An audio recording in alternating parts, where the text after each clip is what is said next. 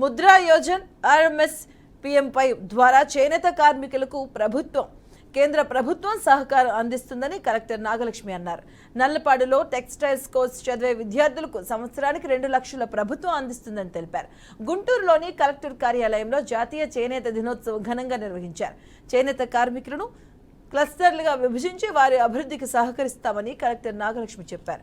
ఇక ఈ కార్యక్రమంలో weavers development directors Anil Sahu, assistant director Vanaja పాల్గొన్నారు.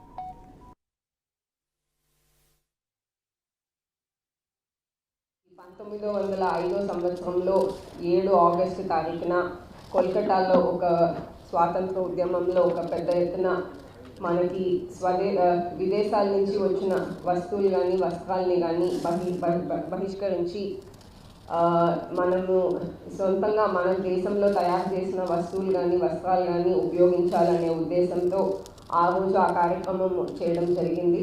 ఆ కార్యక్రమంని గుర్తించి అక్కడి నుంచి స్ఫూర్తి తీసుకొని స్మరించుకొని మనము ఇవాళ ఈ జాతీయ చేనేత దినోత్సవం అనేది సెలబ్రేట్ చేసుకుంటున్నాము.